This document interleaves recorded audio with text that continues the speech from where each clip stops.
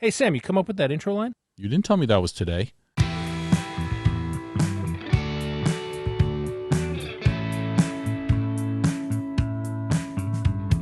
Hello, everybody. Welcome to the Writer's Room with Sam and Jim. On this show, we invite aspiring writers to join us in our writer's room to help them work on and develop their stories. But before we bring on this week's guest, we have an announcement. As you all know, Sam and I are working writers, and we found that producing this podcast as weekly show is taking up quite a bit of time. So, going forward, we're switching the podcast to every other week. And if you find yourself desperately in need of us during an off week, you can always find us on Twitter and Instagram at The Sam and Jim, or you can join the conversation on our Facebook page, The Writer's Room with Sam and Jim. Okay, back to this week's show. We're going to hang out with Teng Ky-Gan here in just a couple of minutes, but before we do that, Sam wants to get something off his chest. Sammy, what's up? Jim, let me tell you something you already know. You do that all day, Sam. Yeah. You're the grown-up. Much as I hate to say it, we're the grown-ups, because what we find out, and what we found out over the last 2 decades of working in this business, is that there are no grown-ups. There are no grown-ups, Sam. And that we can't rely on anybody to be the one who's going to help us get to where we want to go. Which is frustrating, because you spend so much time thinking if you just get you get the agent, you get the manager, you get hooked up with the right people, you don't have to solve all your problems anymore, Sam. That's right. And now we can just sit here as we are right now, and you're by your pool with our whiteboard, and we can write and come up with great stuff, we hope, or at least mediocre stuff that we can make better. And then someone else is going to do all that stuff that we don't like, which is pitch it and get the deals and get it all done, so we can just focus on the creative stuff, and that is never going to happen. You know, it never does happen. I feel like we're constantly rediscovering this. You know, it is funny. It's like all the time. It's like, oh, wait a minute, we need to get on top of this. One of the things that we realized, what we heard when we had the writer action, and we fired all the agents, and we had to go out and be our own agents. And what we learned was that a lot of the executives wanted to talk to writers, because why would they? It's not that the agents are bad and they're doing their job and all of that, but why talk to an agent when you can talk to a writer, and then it's a creative process right then? Really, what agents are for is to hook up writers with executives and producers. But there's a lot of truth to the idea. You can just call them up. Well, we can, because we know the ones we know. We can't just call up, Bob Iger. But we can call a lot of different executives and say, here's our ideas. And writers at every level can call people or send emails and texts. Can I please talk to you about this? Can I do that? And the last thing you want to do is ask permission. You want to ask permission. You don't want to send something without permission, but you can always ask, and then it's incumbent on other people to say no, and they will, a lot of them. But the thing that writers have to do, and what drives me nuts is it's still us a little bit, is we have to not sit back on our heels as much as we want to just sit around and tell stories. We have to go forth and be agents, be producers, have a lot of gumption, and most importantly, have no shame about what we do. And that goes counter to the writer part of us. We will never be taken care of as much as we take care of ourselves. Yeah. That is a realization, just like always having asked, what does the character want? That's a realization that is just important for this career in Hollywood. And that's something that's never going to be done. I got to go call somebody. Okay, let's get into this week's show. Hi, Keegan. How are you? Hello. Hi, Simon Jim. How are you? Good. How are you? I can't believe we're talking to you halfway around the world. You're in Malaysia right now. Yes, we're actually 2,500 miles away right now. Oh, I guess that's not halfway. We've got a little ways to go. Yeah. But wow. Well, I'm so glad you called us, and we thank God for the internet, so we can connect with people all over the place. This is awesome. This is awesome. Yeah, I'm so excited about this. I've been looking at what you're doing, and I just want to get a little sense of you first, which is so you're in Malaysia, and what's your backstory? Like, how did you come to live in Malaysia? Is this where you grew up, and is writing something you've always wanted to do? Yeah, I was a playwright before this, and I was writing a lot of scripts for stage. I don't know if it's the same in the U.S., but, in Malaysia, playwrights are kind of like superior to screenwriters. Yes. Yeah. If you ask, that's true if you ask playwrights. Yes. For sure. Yeah. Or most studio executives. Yeah. I was writing a lot of plays, and I never thought I would actually be a screenwriter. One day, a film producer actually asked me to pitch some ideas, and I didn't know I was not supposed to just write a script. I thought I would just write a treatment or a synopsis. But after I completed the script, I sent it to him, and he sort of disappeared. Oh, yeah. Mm-hmm. That's how I started. I think that's how a lot of people started. A lot of people. Yeah. I was sort of stuck with a script, and then I stumbled on this into this whole new world of screenwriters in Hollywood.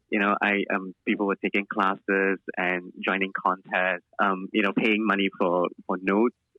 All this was so new to me, and that's how I got started.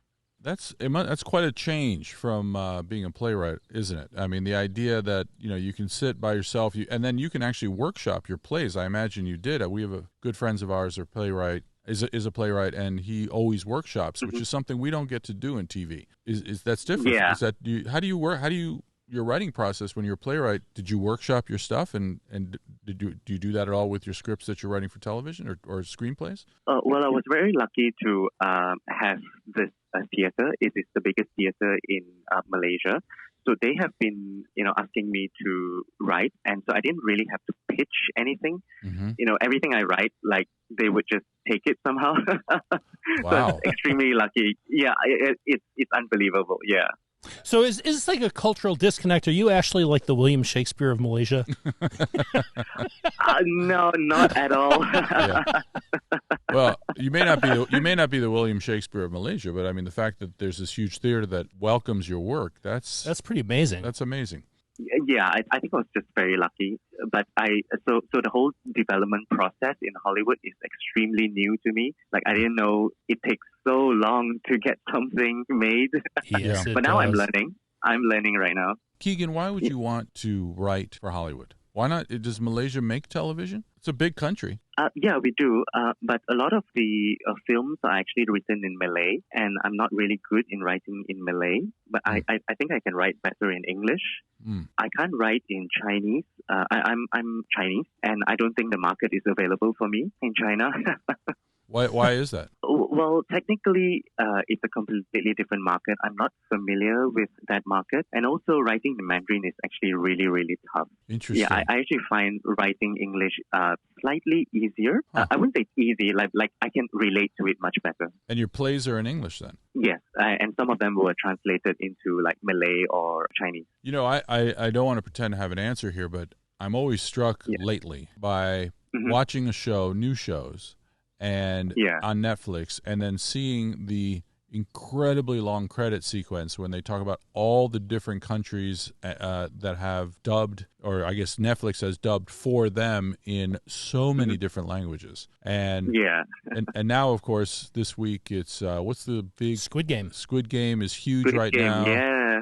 And there's no question that all these companies, these streamers, are thinking globally. So I wonder how that works. It's so confusing to me because I speak one language and not that well. But I don't. But the idea of a Malaysian show working and then being imported to America through Netflix or another streamer, which used to be that you would never think of it. Now I think everyone's thinking about it all the time. But I don't. So I don't. I feel like there's a number of paths into this now that are just opening up, and that people who know a lot more about this stuff, this angle, would be best to speak to about that, rather than trying to figure it out yourself. I just don't know who that would be. It's the next wave, I'm sure. Yeah. So you're a playwright, and what city are you in, by the way, in Malaysia? Oh, I'm in the capital of Kuala Lumpur. Yeah, I was born 200 kilometers up north in a small little town called Ipoh. Yeah, we're famous for mountains. All right, so you're born in a mountain. I think your life story is probably sounding like a movie to me right now, but only because you're saying Kuala Lumpur, born in the mountains out in Malaysia. I mean, this sounds like a great story already. But then you decide to be a writer. And did you have any setbacks at all? I always like to hear about setbacks. Jim and I love them because we've had so many. Seems like everyone does. And every writer does. Yeah. But you just went to some huge theater and said, "Here's my play." And they said, "Thank you. We'll take as many as you can write."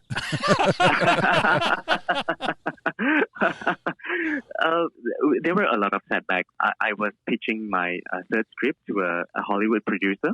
He had a lot of scripts in development with big studios, and he actually wanted to sign a shopping agreement with me. And so I was so happy. I told all my friends, I told my mom, but 2 days later, it just fell apart.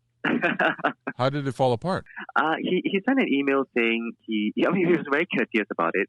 He said that he didn't see himself being very, he didn't think he could do a lot for the script. So I thought that was reasonable. Uh-huh. But I just locked myself in the room and I just cried. Oh, yes, Yeah. of course, yeah.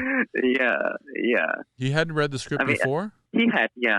Wow, that's weird. Now, we had an experience like that too, where we went in and we were talking to two producers, two very big producers. One especially big, and former head of a network, and who's had his own production company, very successful person. He's still successful, and this is going back maybe 5 years or 6 years. And we had a project that we loved, and we wrote the script, and it was our sample, and people always loved it. And we didn't really think we were going to develop it like people, but two producers got really into it. And we had to decide which producer to go with, the top tier or the second tier. Not in terms of quality. They were both very successful, but one had really been the press of a network. So, and he knew a lot of people, and he was making shows that we really liked. And he said, he called us and he said, guys, I love this. I have a deal with a studio, so I have to take it to them first. But if they don't want to do it, I can take it anywhere, and we're going to go wide with this. And we were like, great, we're in. Perfect. And we picked him over the other producer. And then a month later, the studio that he was tied to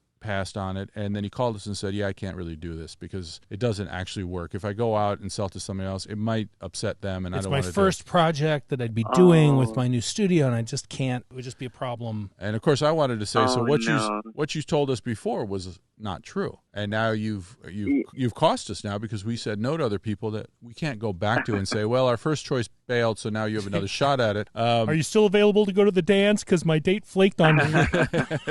Oh, man. And that project died right there. And it may never have gone anywhere, but it might have. And it was really a drag. It was a great script. I'd forgotten all about that, Sam. Yeah. Thank you for bringing that pain back into my heart. Oh, man. Opening up old wounds. Yeah. It was so healed, I'd forgotten it was ever there. But yeah. All right. Oh, man. And, he called us, and he was very nice, very, I don't say slick, because he was genuine. He was just one of those guys that, what he was saying was, I lied to you, and I'm not going to take ownership of it. But he did call me and say, listen, I can't do this. And no. And I feel you. And what I wanted to say was, so you lied to us, but of course I have to keep that relationship clean. I can't, say, well, dude, when you told me a month ago. Yeah. Well, and he might have thought he could at the time. Yeah, he might have. I mean, Maybe, yeah. He has his own politics that he has to deal with too. Right.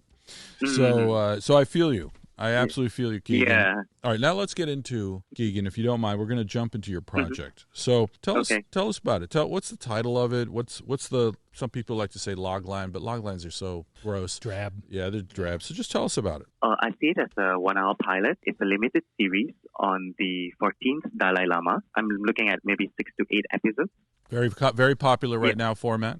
So I was really fascinated by the Dalai Lama. Do you know, he actually has a larger Twitter following than the Pope? He does? Than the Pope? Than the Pope, yeah. He's actually more popular Certainly than the Pope. This Pope was very, contentious for some people. Yeah, the conservatives do not like this Pope as much. But, yeah, so that's amazing that there's more than 1 billion people who follow the Dalai Lama. Okay, that's huge. Yeah.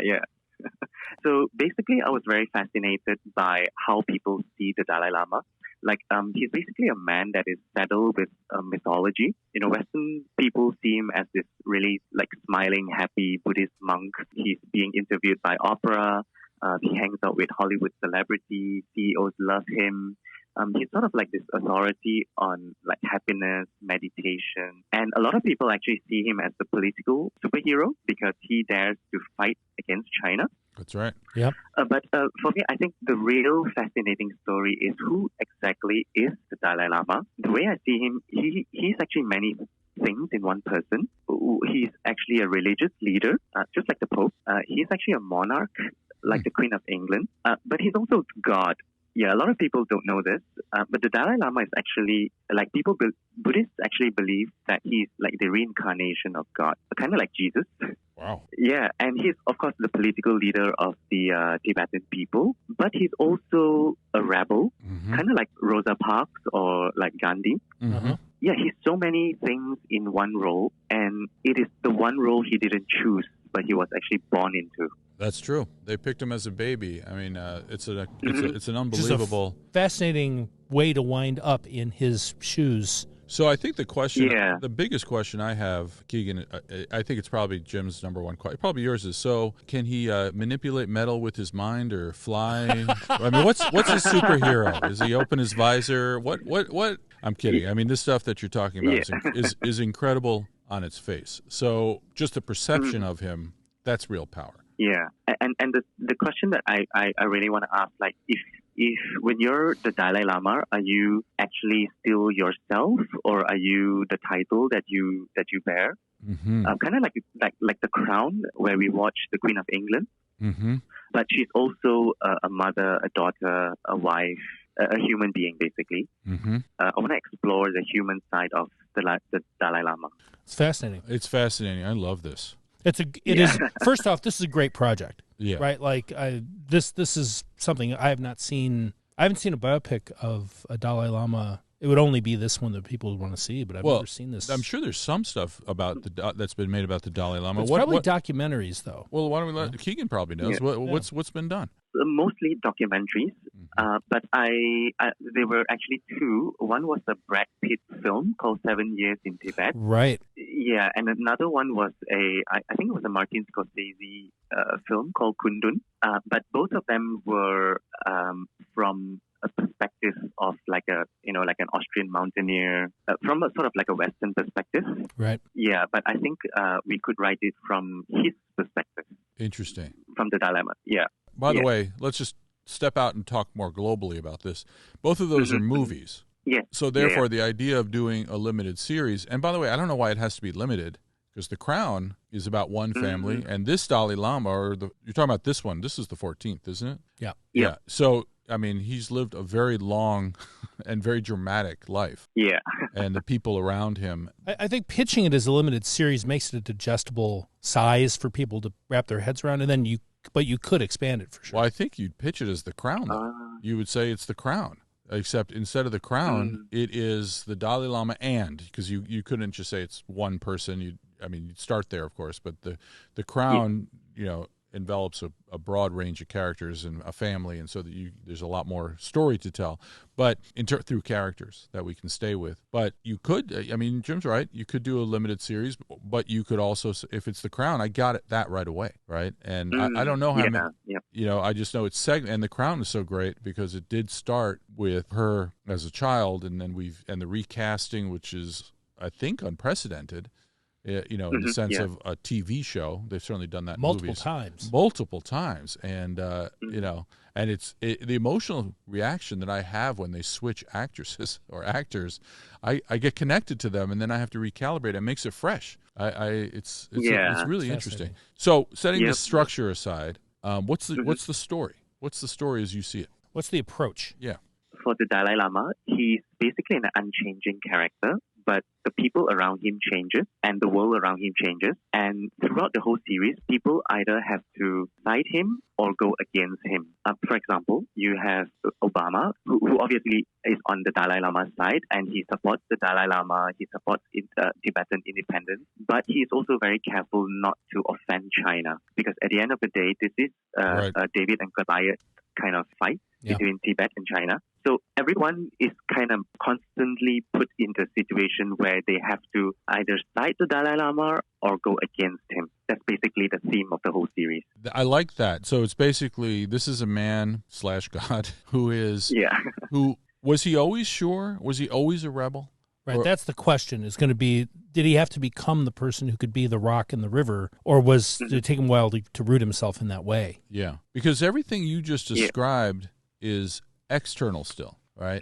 And I think that's going to feel like a bedtime story. But the idea of this man having to, first of all, he's taken from his house because somebody arbitrarily, to outside eyes, but spiritually to Buddhists who follow him, they found him. Right. They either picked a kid or they found the reincarnation, depending on your perspective as outside or inside. And now he's taken from his family, who he never. I don't know how that works, by the way. I'm sure you do, but it's such an interesting thing. And like Elizabeth, they talked about this a lot, which was she didn't want this. And even as a child, as a young woman, she thought it was going to be her uncle that was the king. Therefore, she was not going to be. She was just going to be a princess the rest of her life. And then, in the blink of an eye, she became the heir. And then she had to become the queen at a young age, not a child, not who she wasn't a god at 6, but and that the struggle was about her. So how is the struggle for him, for this Dalai Lama, 14th?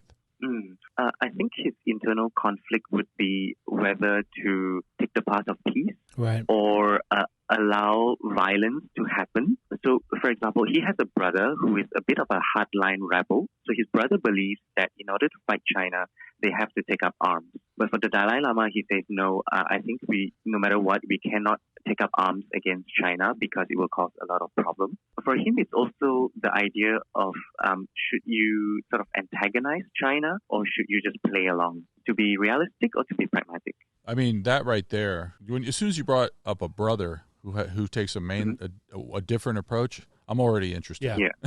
I mean, then playing out the tension between the two of them as the circumstances around them continue to change, because the story of, the Chinese coming into Tibet and then how that has played out politically through the decades since then, like it's a fresh challenge all the time to what is the best thing to do. How do you serve? There's so many Tibetans in India, as refugees. Like there's a lot there. Yeah. But getting back to his character. All right, I have 2 questions. First of all, just look at the relationship in The Crown between Elizabeth and her sister. I mean, that through line has gone from the beginning to now, the most current season. So this will be very interesting. So I'm already interested. And if we were writing this, most writers, I think, would find a character that's close to the protagonist that symbolizes a different path and that a contradictory. That has a lot of conflict with this. So, who's the character that's going to symbolize the war, the want to go to battle the Chinese? And you'd have to create that character. But here, whatever spirit inhabits the Dalai Lama has given you that character, all right? His brother. Yeah. I mean, fantastic. So what other characters do you have? What other characters has fortune given you, Ky-Gan? Well, he has like an emissary. He's this sort of like his sidekick. Who is actually a gatekeeper. So if you want to talk to the Dalai Lama, you have to go through this gatekeeper. Unfortunately, this gatekeeper is also a pretty worldly person. He's a Buddhist monk, but he's involved in many scandals. He's got a lot of money. He asks for money for access to the Dalai Lama, women, fast cars. He's actually involved in a sex cult as well. So he acts as the sort of like the moral opposite of the Dalai Lama. Right. One is a very spiritual person, and the other person is a very worldly person. And yet, the Dalai Lama relies on him, and is he still part of the inner circle? Yeah, the Dalai Lama didn't know that he's actually not that good, so he was kind of conned by this guy. So he was completely unaware of all the corruption and all the scandals that was happening. Yeah. This is great. This is so good. Okay. All right. So here's I'm going to just ask the obvious 2 questions. The first one is, will this piss off the entire planet? Or at least 2 billion people? The billion people who follow the Dalai Lama, or whatever that number is, that you're going to tell a story about, that obviously is going to paint him as a real person, or both. the Chinese who tend to have some strong opinions about the Dalai Lama and his, the fact that he betrayed them and did not, become subservient to them in the way that they wanted him to. And then, of course, are people who would make this show worried about that? Are they going to be worried about pissing off China and killing that as a market? We certainly know that movies are constantly being calibrated. They're bargaining chips. Right, to for that market. So have you thought about that at all, or should we just say, damn that, screw that, it's all about creativity? Because this is a great story. I have thought about that. I think it's really hard to write a story that will please either side. And I think it would sort of piss off both sides. Which normally, by the way, huge fan of that. But, right. Yeah. I think it could be very controversial because a lot of people have very strong opinions on the Dalai Lama. Either you love him a lot or you hate him a lot. And, to show the other side, people might not be very happy about it. So for example, the Dalai Lama is, he's a Buddhist monk, but he's also occasionally very politically incorrect. For example, somebody asked him, do you think there could be a female Dalai Lama? And he said yes. And so a lot of people were very happy. Mm-hmm. But then he added, but it would be nice if she was also beautiful. Right. So... Yeah. And then he got canceled. Right. I'm pretty sure any man over the age of, say, 50, certainly 60, if they just keep talking, is going to bury themselves. Is going to get in big trouble. I mean, and just so we're clear, I mean, I'm not over 60, but when I sit at the dinner table with my 12-year-old, if I mistakenly use the wrong pronoun with somebody, I'm done. I mean, there's going to be an argument and tears. So it's a tricky time for that. So I'm not surprised the Dalai Lamas have, and of course everything he says is recorded and analyzed, I'm sure, and that is it's a tough place to be. Yeah. How old is the Dalai Lama, by the way? Is he in his 70s? I think it's about 85. 85. Wow. No, I think it's in 80 plus. Yeah. Yeah. So, oh wow. Okay. Because there's this controversy about picking his successor, right? The Chinese are apparently they're going to pick one. Right. There's going to be their choice, and then they have to pick one, then they have to build them. I mean, it's going to be it's going to be super tricky. Like, what's the authentic? Because there can be only one, really. Right. Well, I think like every religion, one sect will think this is the one sect will think this is the other one. So I'm sorry for that. This is a very all the conflict and violence and sadness is terrible for all these people and great for you. For your show. Yeah, well. So setting aside the business part of this is who this gets pitched to and do you get shut down right away because it's too dangerous, right? Mm-hmm. Which I can't speak to, but it sounds like a consideration. Let's talk about a structure. So you got 6 episodes, right? Obviously you have 3 amazing characters. A living God, his brother his story of oppression and flight and all of that, whatever it is as a young person. Fighting for peace in the face of adversity. And more interesting for me and for Jim too is how he deals with his place in the world and how he learns. He took a very different stance. He's in a very different situation than the Queen of England, obviously. Yeah. He's the decision maker for his nation in this time of very tough choices to be made constantly for them. Right, but he made, unlike Elizabeth, she is the empire, the living face of the empire in a way. Mm-hmm. So she's the establishment. In the most establishment of I mean, she's very, very, very conscribed in certain ways, right? Like a lot of her job is kind of ritual and just being seen to be there, Right, and that's an interesting, although less filmic, which is so great about The Crown because her conflicts are so internal in some way, and Peter Morgan, wrote the hell out of that. But your thing, his internal conflicts are. And do you know what they are? The books written about this that you've read, I'm sure that you know about this? Well, he does have a few internal conflicts. One of them would be, should he have fled to India? Because fleeing to India, he was basically in a situation where he had to either run or stay to fight. Right. And he chose to run. But by running, he is now in a very powerless position. He doesn't actually lead any legitimate government in that sense. Mm-hmm. He's like a symbolic political leader, but he doesn't actually have real power. Mm-hmm. He's not recognized by most of the world as an actual leader. So I'm putting myself in his shoe. Was there some kind of regret that he fled? Does he miss his home? Does he want to see his home one last time before he dies? Mm. Yeah, so these are some of the internal conflicts that I'm really interested in. Interesting, but that also is. That's his last chunk of his life.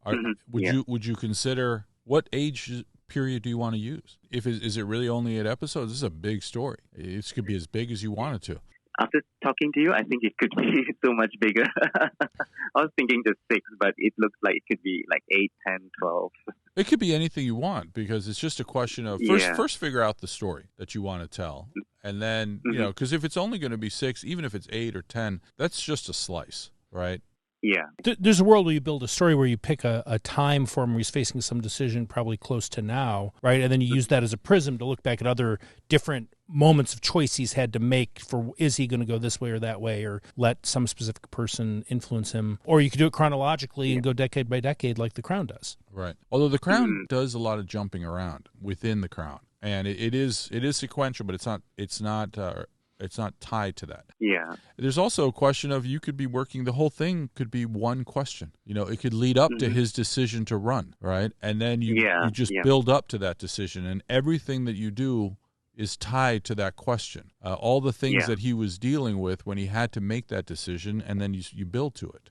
There's so many ways to go about this. What have you thought about it? What's your initial take? Like, where were you when you started? Before we talked to you and screwed you and messed you up.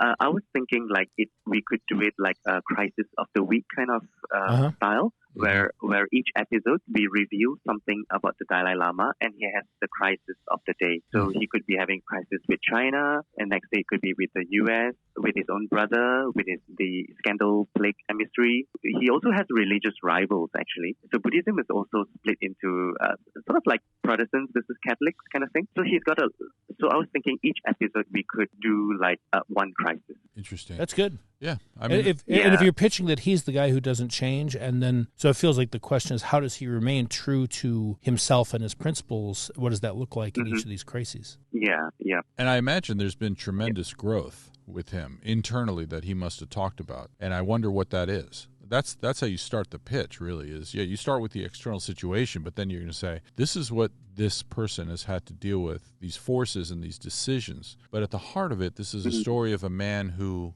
blank. What would that be? I see. That's a good question. I haven't prepared an answer for that.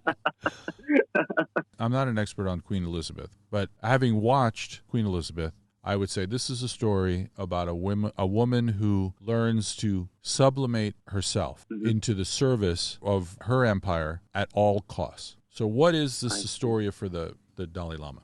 I think he started off as very idealistic, like he wants independence for Tibet, he wants to fight China, but as time goes by, I think he slowly transforms into this person who sort of accepts China will never give Tibet independence, but he sort of learned to live with it, and he no longer fights that much.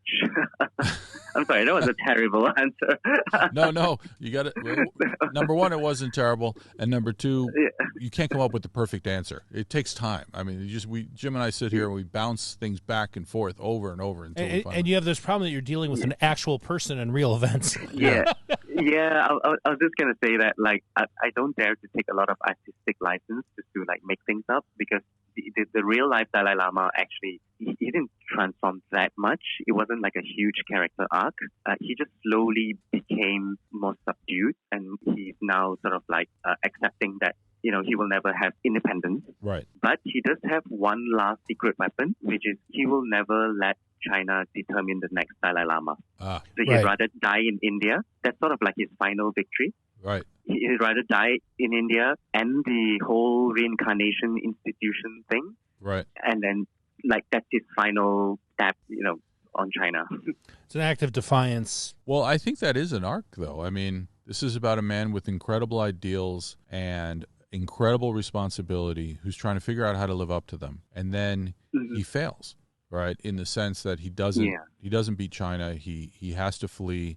And then he has to recalibrate and understand that he has to lead all these millions of people who follow him as now a stateless, wandering man or prophet or God or whatever he is to different people. And in the end, he finds a new goal. And he realizes he will not be the person that's going to cross the Red Sea, or to get to the Promised Land. He's going to be the one along the way, right? And maybe the next one will get to the Promised Land and bring the Jews back to Palestine. Right? Bring his people home. Bring his people home. And I think that's a beautiful story, just because it doesn't have the ending that he would like, or that maybe a movie would like with the big emotional end. It's still an incredibly powerful story. So let me ask you, What does an episode look like? Have you thought about what an episode looks like? Can you pitch an episode? Okay, maybe I'll pitch the pilot. Yes, that'd be Sure. great. Okay, we start with the Dalai Lama taking an exam. He's about to pass an exam to become like a full Dalai Lama. And then one day, China, an officer from the Chinese government comes to him and say, "Oh,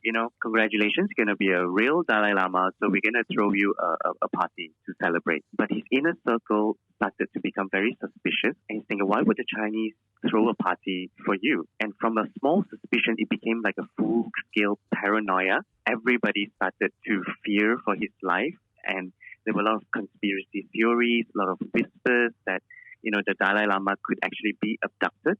And there were a lot of hints, like somebody would say, "Oh, we saw like Chinese military at the border." And another guy would say, "Oh, we heard that the Chinese are going to invade on like which day." Now, the Dalai Lama is in a dilemma. If he runs, then he would not be with his people. He's basically abandoning his people in their hour of need. Right. But if he stays, he will die. And how could he lead his people if he's dead? So that's a huge dilemma. Mm-hmm. But he's still defiant. He still thinks that, maybe I can run away, but I'll fight China from the outside. Right. But of course, we know that that's not going to happen. So in the end, he actually fled. And the pilot ends with him reaching India. That's interesting. That's a good pilot. That's a great pilot because, of course, the question is now what? And for the series, would you then, episode 2, we go back to see how he got here, or 2 or 3 or 4, and then come back and see what he does? That's one option. Would you just keep going from that point? How would you do it? I'd say episode 2, 3, 4, we could see the Dalai Lama actually trying to come back to Tibet to take his rightful place as a leader. And he does this by trying to gather international support. So he'll go to, let's say, Obama, who would have this very delicate situation of trying to support the Dalai Lama without antagonizing China. So I'm thinking, for example, one episode we could have the Dalai Lama actually trying to get a head of state treatment from Obama. Right. But Obama wouldn't give him the head of state treatment. The what treatment? I'm sorry. Head of state. Oh, head of state treatment. The head of state. The head of state. Yeah. So you're if a head of state goes to the White House, they would have all this, pomp and circumstance, and they would have banquets and all. But for the Dalai Lama, he would go to the smaller room. That's interesting. Yes. And how does that affect the Dalai Lama is, of course, the question that I want to know as a person. So it sounds like your series, the slice you're proposing is he chooses to run, and then he has to contend with being a stateless leader, religious leader, and what that is, and then he ends with some sort of acceptance that he's never going to succeed, but he's going to make sure that the next generation will. And that's is that your conception, basically, as a shape? Yep. Okay. That's the shape. I mean, it is. It doesn't have to be the crown, as Jim said, which is more linear, starting with the very young girl and ending up eventually, I imagine, with the 80, 90-year-old lady. You're starting in the middle. How old was he? How old was he when he was dealing with that? By the way, barely 20. Barely 20. Okay. So a young 20-year-old has to now negotiate with an invading army and now has to decide the fate of his people. So I thought that was a really interesting angle. And I would imagine the period of time after landing in India, having made that choice, there's an episode 2 there just about well, what do you do now? What about all the people who came with him? How do you exist outside of your home? Yeah, I'm more interested. Yeah. And maybe it's because the crown is just limiting my ability to see this. But I'm so interested in the day-to-day with him. The idea of losing the state and now being in a refugee camp or wherever it is that he was in India, and how his life changed and how he felt about it, and what were the changes that he had to make as a person. And I think for an English language market, if you're doing it in English, there's a lot of people who don't know those decades of his story all that well. He's sort of a figure on the world stage and has been for a long time, but how he became who he is, that is so revered by so many people and gets celebrities coming to him and is welcomed by Obama, that's a story not everyone knows. It's very interesting. Do you have a question for us? I mean, I feel like I feel like, what the hell are you talking to us for? Yeah, I do. I realized that the Dalai Lama, I mean, writers were always asked, like, what is the character flaw? So far, I haven't really found a real flaw in the Dalai Lama. I mean, he's the Dalai Lama, right? So there are no, like, actual flaws. I mean, if they are sort of like small and insignificant. So I'm wondering, how do you write such a fairly unchanging character? Do you have any advice? Well, this is a tricky thing because I don't know what's known about the Dalai Lama, and I don't know how faithful you have to be to that either. Certainly with Queen Elizabeth, Peter Morgan's making a lot of stuff up, right? Mm-hmm. And I keep going back to her, not just because of structure, but she is a living leader who does not share her internal conflicts with too many people, and the books are all third hand and second hand, third hand, fourth hand. So Peter Morgan has clearly had to extrapolate from research, and I think that you are allowed to extrapolate. And it's not so much the flaw; it's the what does he really want at different times that are personal. Like, yes, of course, he wants the freedom of his people, but that's external, and that's a situational thing. But what is he struggling with? And for me, the question is, as he faces a sequence of crises, if that's what the different episodes are, and yet he remains true to these fundamental things, right? He maintains the appearance of not having a flaw. It feels like each time he needs to refresh his commitment to whatever it is that is keeping him centered. Right, like there's going to be a different perspective. Like he needs to learn something and be confronted by a different set of facts, sort of in every crisis. Nonetheless, he finds the way to maintain his centered, focus on what is most important, which sort of makes his flaw. And he's confronting external conflicts, and yet somehow managing to find a different way to hew to the truth. If I can simplify, I think what Jim was talking about, and Jim, you'll tell me if I'm on target, is that every time he deals with a crisis, he has to figure out how to be true to whatever it is that he's doing. Yeah. But the path to being true to it, not tactical, not I got to go talk to Barack Obama and get help or whatever it is, but it challenges something in him. And he has to be true to it. Going back to the crown, for example, the Queen of England, the problem with divorce was a big issue. And the big issue was her sister wanted to marry a divorced man. Mm-hmm. And she promised her sister that she could. And then she took back that promise after her sister did everything that she wanted to. This is a small thing, but it was so big in the relationship between the two sisters. But it was also a real challenge to Queen Elizabeth, being how I have to put propriety and the expectations of me above the person who I value most in my family. How do I do that? And that was a real struggle for her. Through a similar lens, he's a spiritual leader. He is the spiritual leader of 1 billion people, whatever the number is. That capability of maintaining true to his lodestars, the things that he has to hew to, that is what it is to be a spiritual leader, is to find the path over and over again. And I think that's what makes him such an icon in the world, that he has accomplished that. Right. So that's sort of the struggle you want to see, is how do you maintain the path? And that's a crisis. That's a personal crisis for him, probably over and over. How do I, and it can be small, but that personal crisis, it's not the flaw. It's not maybe you're looking for that singular flaw that he constantly is doing, but I don't think it is a singular flaw. I think it's how do you reconcile your responsibility to the people, your responsibility to philosophical truth, and the fact that you're a man. Right. The world is flawed. And he's the world is flawed, and so is he. He probably has desires. He suffers from pride, just like any man. Tied to the wheel of samsara. He has to has to overcome it. Yeah, and how you do that. And so I'm really interested in that. And those stories can be small. I don't think the story has to be the Chinese are at the gate every episode. I mean, that's a great story for the pilot because it gets you in, but then it gets smaller and smaller. And I think that's where a lot of really great revelation comes, is dealing with his brother, dealing with his gatekeeper, because that goes to the man. Right. I mean, will he lose his relationship with his brother if he chooses to run instead of fight? That's the story there, right? Not whether he runs and fights. Yeah, I do see a pattern in my research. I see the dilemma that the Dalai Lama would always be sort of boiled down to that one question, like can he do what he wants, or should he do what his title would make him do? So there is the conflict between the man and the title that he bears. So I have one more question. Yes, please. I was going to ask, like, do you think this is a sellable pitch to Hollywood? Like, do you think there's a market for this? Because it's going to be a pretty sort of like an Asian-centric series. So it's not Asian Americans, like Asian.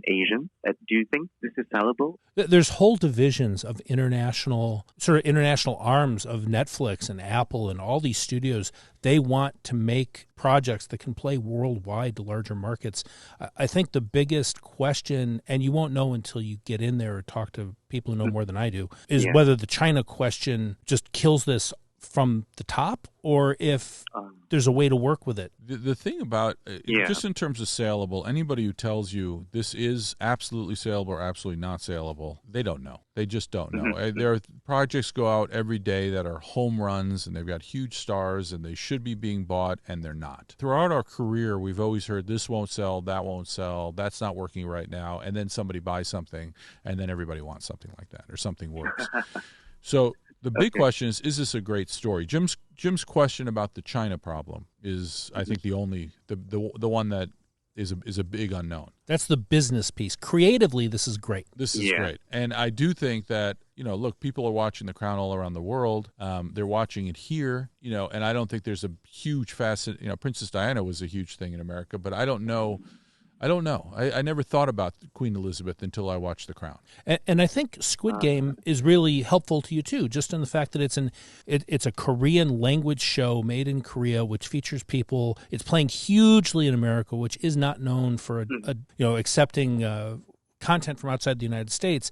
That's opening doors. People are going to be looking for Asian-centric product even more. So the answer is we don't know, but I'd watch it. Mm-hmm. Yeah. Oh, okay. That's great. Good to hear. That's really helpful too. It made me feel a little bit better, because I was thinking, oh no, will this be a really hard sell or what? But everything is a hard sell. Yeah. So the other thing, like you've clearly thought about this, and if you build that sort of Crown-esque shape of the series and the characters and all that, you're also selling yourself. Like the number one thing you sell going out with a project is yourself. And if you bring this package out, even if they don't buy it, they're going to say, wow, you built something amazing out of this story. Who are you again? Mm-hmm. Can we come back here? We have something else we want to talk to you about. Yeah, that's right. Okay. So it's the main goal of going out with things is not, well, it is to sell, but it's just as much to people want to listen to you, and they're like, you know what, this guy really thinks as a writer, and he's Chinese, Malaysian, he speaks English, his English is excellent, he's got really good ideas, and even though I can't do this because of the Chinese problem, or I can't do this because it's Tuesday, or whatever excuse they come up with, they will say to themselves, some other project come up, and they'll say, do you know a writer that can represent, and they're like, I do. and that's how that works, and that's the slow buildup of people that that you connect with, and that they know that you can go to. And different voices are very much being sought out right now in Hollywood. Whether they end up making the same old stuff or not, I don't know, but they are certainly trying. Ky-Gan, it is not just a pleasure, but an honor to talk about this. I mean, this is really important stuff and really good stuff. It's really great. I really had a lot of fun talking to you. And it made me, think about this much more clearer, actually. Yeah, it's always clear until you sit down tomorrow with the yellow pad. But I would just break it down into sections, figure out why it's important, and good luck to you, man. This is really wonderful. Thanks, Ky-Gan. Thanks, Jim. And that's all we've got for you this week. Our producer, J.R. Zamora-Thal, is working the mixing board. Our logo was designed by Julien Debar-Monclair, and our music was provided by Buddha Rays out of Austin, Texas. If you want to get in touch, we are at The Sam and Jim on Instagram and Twitter. And you can find us on Facebook and YouTube as The Writers' Room with Sam and Jim. And if you like hanging out in the room with us, give us a follow on Apple Podcasts, Spotify, or wherever you get your podcasts. And tell a friend, would you, so we can get JR paid. Thanks, everyone. See you next week.